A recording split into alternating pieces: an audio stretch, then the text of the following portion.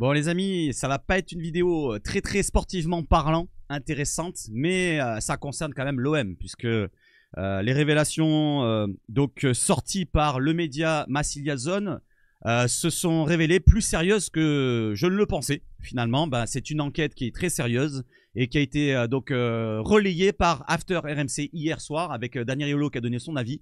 Et je vais vous donner mon avis sur cela un petit peu et on va revenir un petit peu sur tous les points précis de ce trade qui est très important à décrypter.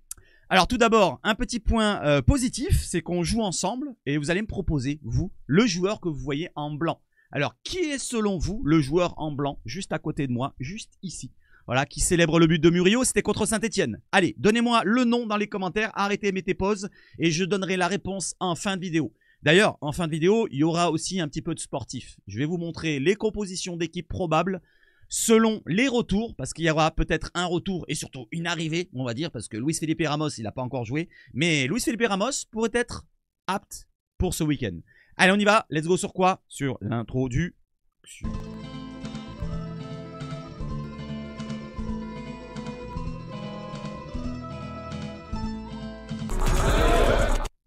Et allez l'OM, pour commencer, comme je vous l'avais dit, c'est la dédicace, les dédicaces de Amine, pardon, j'ai fait un mélange, Amir et Amar, Donc Amine Harit. Oh bien, décidément. Amine Gouiri, Ismaël Benasser et Amar Dedic qui étaient à la dédicace aux terrasses du port dans les boutiques OM. Donc il y avait plus de 1000 personnes. Malheureusement, il n'y a pas tout le monde qui a pu avoir sa dédicace. Mais quand même, on a eu ce petit message de fin. Voilà, pour le passage. On veut vous remercier. Et allez l'OM les gars. Allez l'OM les gars. Voilà, ça fait plaisir maintenant. C'est sur le terrain qu'il faudra répondre Ismaël, Amine et Amar. Allez, on enchaîne. On enchaîne avec le trade qui compte pour ce sujet principal. Alors, un supporter du PSG publiquement anti-OM au centre de la VAR depuis le début de saison. Alors, quand je l'ai lu la première fois, je me suis dit, attendons de voir si ça ressort bien. Parce qu'on ne sait jamais si c'est vraiment que du supporterisme et parfois c'est peut-être pas assez étayé et c'est assez avec des preuves solides. Et bien finalement, c'est remonté aux oreilles des journalistes comme Daniel Riolo et d'autres personnes. Et finalement, c'est plus sérieux qu'on ne le pense. Puisque regardez, la personne que vous voyez avec les lunettes en dessous, c'est la même personne que vous voyez là avec un maillot ou une tenue du PSG. Voilà, donc on enchaîne. Donc cette personne-là, c'est un opérateur VAR. Alors, c'est pas vraiment lui qui dirige, c'est pas un arbitre. C'est un opérateur VAR. Il travaille, il n'est pas arbitre. Par contre, il est en lien à l'arbitrage, puisque c'est lui qui dispose et qui donne, qui relaye les images, les ralentis, les vidéos, les angles de caméra, tout ça, c'est lui qui le relaye à la personne en orange qui est l'arbitre sur le terrain. Donc quand on doit voir l'écran, c'est lui qui aura la dernière décision. Enfin, la décision la plus, la plus pertinente, puisque c'est lui qui donne les images. S'il donne une mauvaise image, l'arbitrage après, il sera grugé et il ne pourra pas donner une vraie décision. Vous voyez ce que je veux dire? Donc c'est pour ça que c'est problématique. On descend. Donc je vous relaye encore une fois. Grosso modo, l'opérateur VAR propose les ralentis et les angles de caméra des séquences susceptibles d'être étudiées par les arbitres vidéo. Donc les arbitres vidéo vont l'envoyer après à l'arbitre du terrain. Vous avez compris? Donc on continue. Maintenant, voyons la personne. Vous voyez le compte Facebook de la personne que je viens de citer. Il n'y a pas de nom. On ne va pas emmerder cette personne-là, même si on retrouve le nom. Ça ne sert à rien de tomber sur la personne. C'est un supporter d'un club. Même si c'est le club rival de l'OM, il ne faut pas lui tomber dessus dans les réseaux, comme j'ai vu certains qui relayaient la personnalité et l'identité de la personne. Franchement, ça, c'est pas à faire. C'est pas à faire. Ça sert à rien de le faire. Imaginons dans l'autre sens, si c'est un supporter de l'OM et qui est à l'encontre des matchs des Paris Saint-Germain, eh ben, les Parisiens pourraient râler. Nous, on râle parce que c'est à notre encontre. Les autres supporters aussi des autres clubs comme les Lyonnais, d'autres clubs comme, je sais pas moi, Monaco ou ci ou là, ils pourraient râler aussi. Parce que si il y a une personne qui travaille à la VAR, qui est ouvertement, publiquement supporter du PSG, comme vous le voyez dans tous ces messages-là, ça pose problème pour l'éthique. Où est l'éthique là-dedans? Où est l'équité? C'est pas équitable de voir un supporter traiter des matchs de son rival, parce qu'il traite 9 rencontres, 9 matchs de l'OM. On descend. Là, vous voyez, il y a 9 images, ou 10, je sais plus, non 9, de cet arbitre. J'arrête pas de dire arbitre, mais c'est pas un arbitre, c'est une personne extérieure à l'arbitrage, mais qui travaille pour la VAR. la société Hawkeye, qui gère donc la VAR, c'est eux qui embauchent, et je ne sais pas comment ils font à embaucher, parce qu'ils prennent des supporters du PSG comme ça, et ils le laissent ouvertement sans vraiment vérifier s'il n'y a pas un problème d'éthique et d'équité. Donc on le voit, donc là il est plusieurs fois pour les matchs de l'OM, dont le match contre PSG. Particulier, il est supporter du PSG, et il est là à donner les images des ralentis, et s'il est là par exemple sur la faute d'Amin Harit. Là, on descend et on voit toutes les choses qui posent problème. Le rouge d'Amin Harit contre le PSG, la main de Rongier contre Lyon, la main de Rabiot contre Lyon, le penalty non sifflé sur Højbjerg Rowe contre Lille, le but refusé à l'OM pour ce week-end par Balerdi qui a été marqué contre Saint-Etienne. Vous voyez le ralenti en dessous, c'est l'image que j'ai mis en miniature. Donc tout ça pose problème et plusieurs autres séquences qui n'ont pas relayé. Mais on peut se dire que où est l'équité, comme je vous l'ai dit? Et franchement, est-ce que c'est pas vraiment un très gros problème de voir des supporters d'un club arbitrer le rival et même le club même? C'est-à-dire qu'ils avantagent même son club quand ils vont donner les images. C'est dingue, c'est dingue. Alors, bien que l'opérateur VAR en question puisse avoir une approche très éthique de son travail, son passé de supporter notoire et affirmé du PSG, tout comme ses posts à l'encontre de l'OM, pose question. Et c'est ça la véritable question qu'on peut se poser. Ça pose vraiment question. Est-ce que c'est complotiste de dire ça? Est-ce que nous, on est complotiste? Je sais pas. Est-ce qu'on est parano? Je sais pas, mais en tout cas, de relayer ça, moi, je trouve que ça pose un gros problème. Et d'ailleurs, on va aller voir un petit peu ce qu'a dit donc notre cher Daniel Riolo. C'est vraiment le truc le plus pertinent qu'il a dit, c'est à la fin. Écoutez bien. Je mets le casque pour voir si c'est vraiment la bonne séquence. Et écoutez bien. Ils n'ont pas un pouvoir à 100%, c'est une évidence. Loin de là. Peut-être même pas à 50%, c'est une évidence. Certains disent même qu'ils en ont très peu. Quasiment pas. Et bien le Voilà. très peu, c'est déjà beaucoup. Voilà. Ce qui veut dire, c'est que ils ont peut-être pas le pouvoir de décision. C'est pas eux, les patrons de la VAR, de l'arbitrage. Mais ils ont une décision importante à prendre, c'est de donner la bonne image ou la mauvaise image.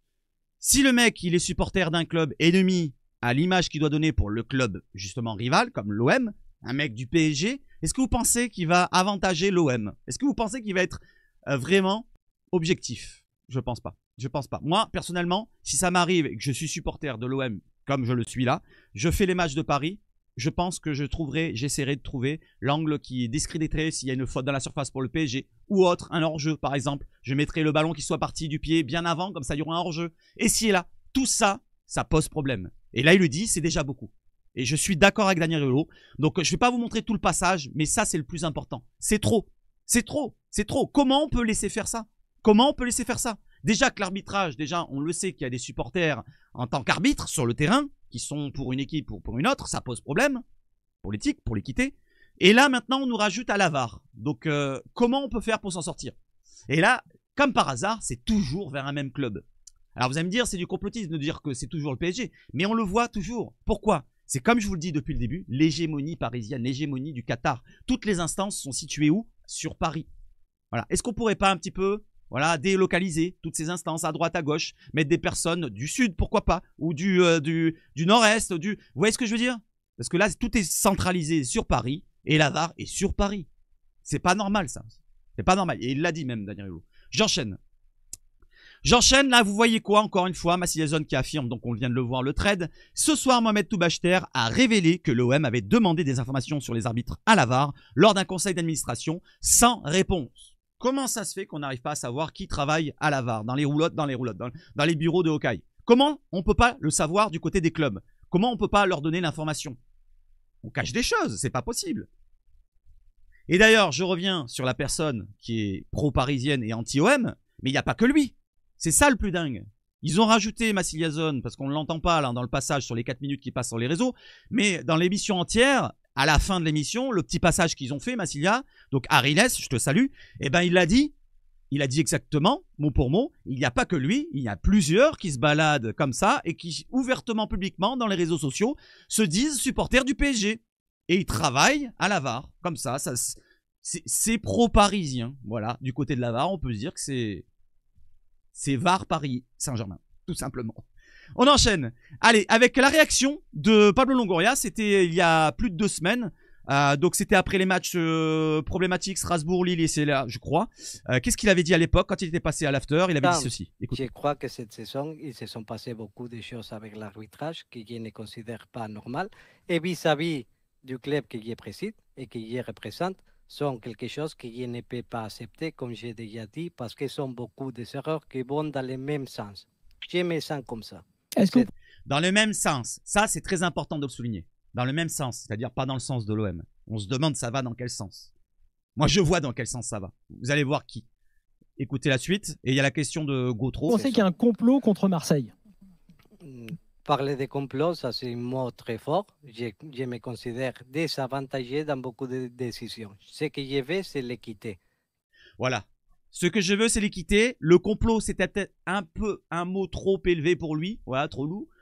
Moi, je pense qu'on s'en rapproche. C'est pas vraiment un complot, mais c'est, comme je vous l'ai dit, une hégémonie d'un club qui dirige toute la ligue, pratiquement tout le pays, par le Qatar, bien sûr, et c'est bien sûr le PSG. Et oui, parce que tout est fait pour avantager le PSG. Tout est fait. Alors, c'est peut-être par petites bribes à droite, à gauche, c'est peut-être sournois, c'est pas d'une manière franche, mais il y a quand même beaucoup de points précis qu'on peut mettre en avant. Comme les avantages qu'on va voir juste après. Je vous ai trouvé 2-3 images, 2-3 articles. Vous allez me dire ce que vous en pensez. Vous connaissez tous ces histoires, mais on va le voir ensemble.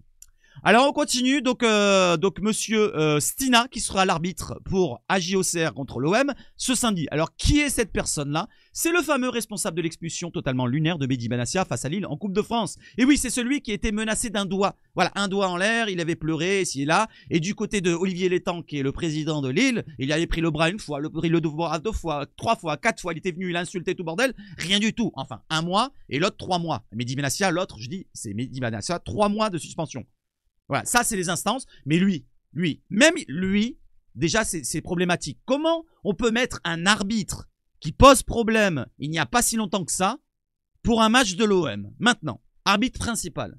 Est-ce qu'ils se sont pas dit, oh lui ça va, non bon c'est pas grave, Mehdi Benassia il sera pas là sur le terrain pour l'emmerder, on va le mettre sur le terrain, comme ça il va bien arbitrer l'OM et comme ça ça va bien se passer. Non mais comment on peut imaginer remettre cet arbitre là pour un match de l'OM 1 mois après, même pas? Ça vient en lien tout ce que je viens vous dire là. Et ça, je vais pas partir sur tout ce qui est droit TV ici et là, mais tout ça, c'est tout mêlé. Et comme je vous l'ai dit, tout ça est tout mêlé à qui? À toujours pareil, le QSG. Allez, j'enchaîne. L'OM a écrit à la direction de l'arbitrage à la DA pour souligner dans un premier temps la nomination de Jérémy Stina qui était impliqué dans le conflit avec Mehdi Benassia face à Lille en tant qu'arbitre principal face à Auxerre. Le club se plaint à nouveau de manque de cohérence dans les décisions qui auraient défavorisé l'OM à de nombreuses reprises cette saison. L'OM regrette également le nombreux cartons qui ont engendré des suspensions dont celle de Léo Barlardi et souhaite ouvrir le dialogue pour améliorer la situation à l'avenir. On essaye d'ouvrir le dialogue mais à chaque fois ça fait sourde oreille en face. À chaque fois des communiqués ou alors des messages, ici et là, mais ça passe pas, c'est toujours, ça se répète.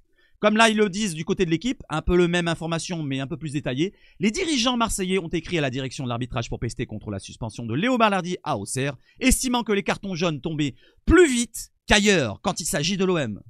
En plus du cas Jérémy Stina qui ne passe pas du côté de l'OM, le club a également évoqué les incohérences de l'application du VAR, d'avoir sifflé faute de Højbjerg sur Larsonneur, alors que contre Lille, le club nordiste avait marqué malgré une obstruction sur Balerdi. C'est vrai que je ne l'avais pas souligné, parce que moi, sur l'arbitrage, j'aime pas trop m'attarder. Moi, je préfère me concentrer sur le sportif, et j'arrête pas de dire, concentrons-nous sur notre équipe.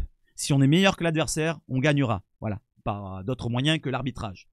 Mais faut être de constater que, au bout d'un moment, trop se rajoute au dossier, et finalement, ça déborde, et je déborde. Je peux pas ne pas parler de ça. Voilà, cette faute-là sur Balerdi, je l'ai revu le ralenti. Effectivement, Balerdi est entré à la surface. C'est une obstruction qu'il y a sur Balerdi. Et c'est une vraie obstruction. C'est pas celle de Larsonneur sur Højbjerg. Où Højbjerg regarde le ballon et il ne bouge pas. Il n'y a même pas un mouvement. C'est l'autre qui vient lui taper dessus. Il vient courir comme ça dessus.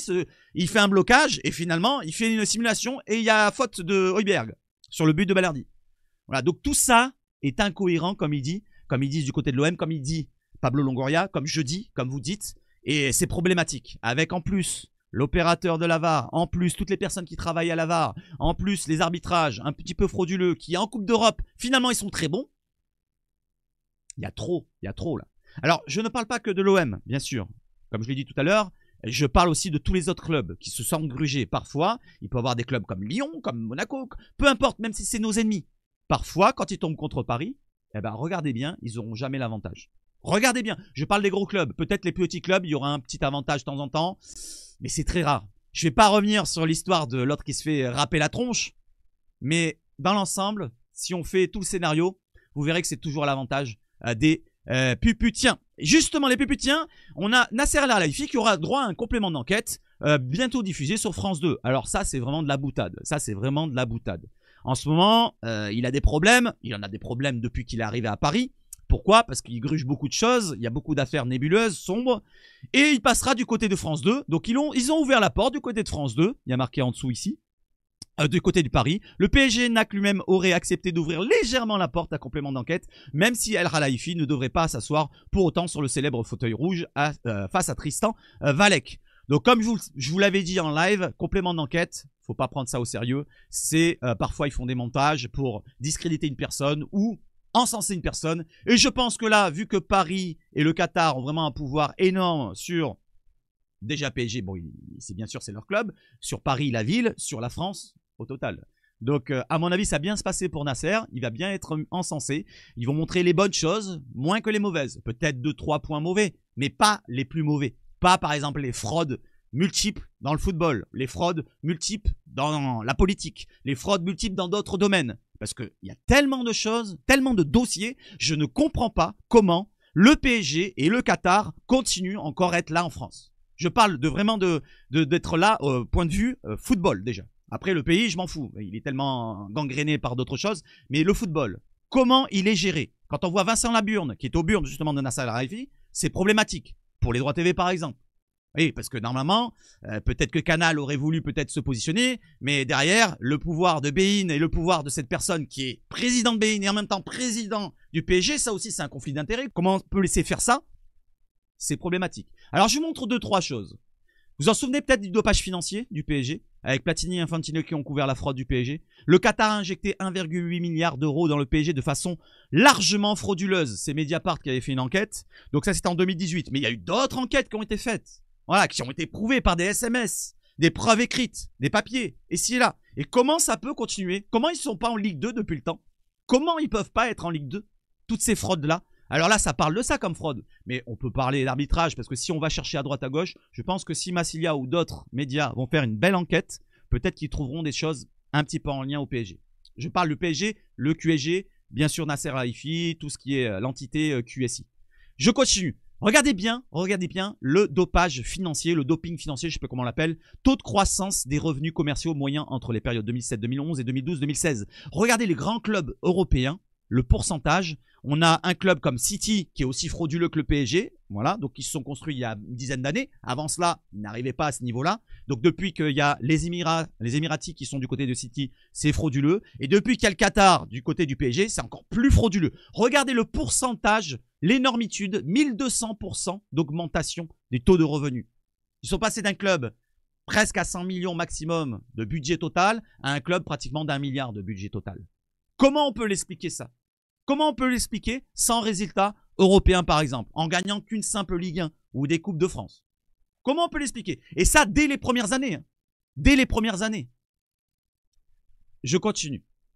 Cela. Gérard Darmanin, à l'époque, ministre du Compte public et son directeur du cabinet auraient fait une faveur fiscale au PSG à l'occasion de l'arrivée de Neymar. Vous vous en souvenez de cette histoire-là? Mais ça a été prouvé par des SMS ici et là. Comment ça se fait que ça reste comme ça? Ça reste comme ça, il y a personne qui paye du côté du club. Pour éviter de payer des taxes sur le transfert de 222 millions de Neymar. Faveur fiscale. Fraude fiscale, tout simplement. Normalement, c'est peine de prison ou peine pécuniaire et derrière, peut-être rétrogradé pour le club parce que ça avantage le club tout ça. Tout ça est fait pour le club. Et oui, parce que le club tient par les couilles la ligue, le pays. Le club, je parle de QSI bien sûr. Je continue. C'est pas terminé, le ruissellement, vous vous en souvenez de cette phrase-là? Il y aura un ruissellement, voilà, du PSG pour les autres clubs. Bah finalement non, ils ont pensé qu'à leur gueule, avec tous les transferts pour les starlets comme Messi, qui c'est marqué là. Tout ça est à l'avantage des Parisiens. Tout est fait pour que les Parisiens sont à l'avantage et des avantages. Que ce soit par la programmation de leurs matchs, avec Bein qui va faire leur programmation particulière pour le PSG, par exemple, quand ils ont besoin d'avoir un peu de repos pour les matchs européens. Et si et là, plein de choses comme ça qui ne comptent pas pour un ruissellement. C'est un écran de fumée. Voilà. Tout ça, il n'y a aucun avantage pour l'OM. Et je ne parle pas de l'ensemble des droits TV qui sont reversés en majorité d'abord aux Parisiens pour le CVC par exemple. Vous vous en souvenez ça? CVC 250 millions d'euros pour le PSG, 100 ou 120 millions d'euros pour l'OM. Comment ça se fait? L'OM est beaucoup plus clivant, beaucoup plus supporté par des personnes en France que le PSG.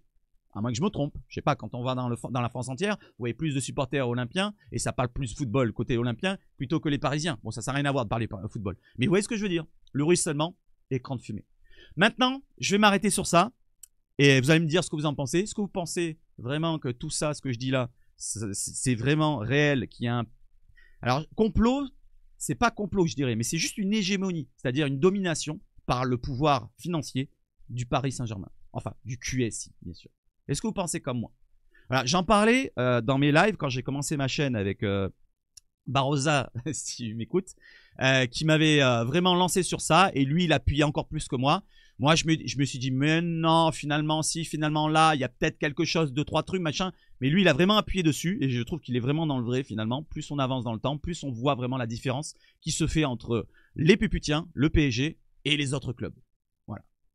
Donnez-moi votre avis si vous pensez comme moi. Le principal sujet, c'était la VAR, bien sûr, anti-OM. Est-ce que Nasser El Khelaifi et le QSI est à la manette, comme je vous l'ai mis dans la miniature, vous voyez Nasser El Khelaifi avec des marionnettes? Ou est-ce que j'ai tort? Allez, j'enchaîne maintenant avec le sportif pour les compositions d'équipe. Et je vous donnerai la réponse du joueur en blanc.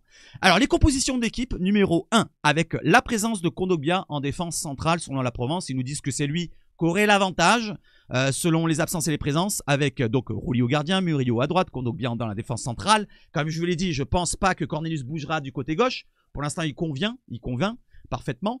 Merlin à gauche, pourquoi à la place de Dedic? Parce que je pense qu'encore ça sera la dernière chance. C'est mon avis. Voilà, c'est mon avis pour Merlin. Højbjerg, Benasser, on va pas bouger de milieu avec Enrique à droite, Greenwood, Rabiot et Gouiri devant. Voilà pour le match contre Auxerre. Première compo. La deuxième compo, peut-être moins probable, avec Felipe. Voilà, qui serait apte à jouer selon la Provence. Ça serait rassurant pour ces, comme vous l'avez vu tout à l'heure, les tests médicaux.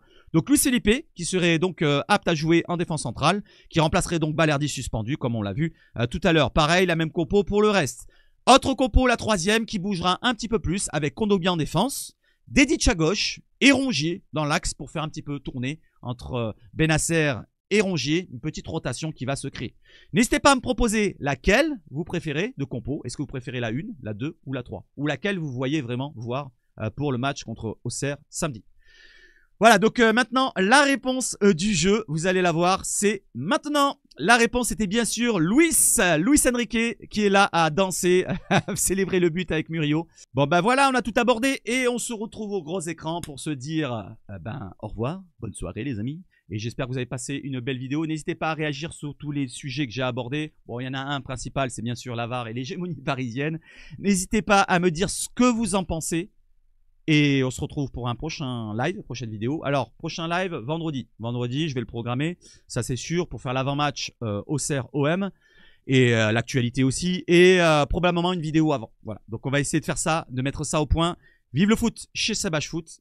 Et surtout, je cherche le trou. Allez l'OM!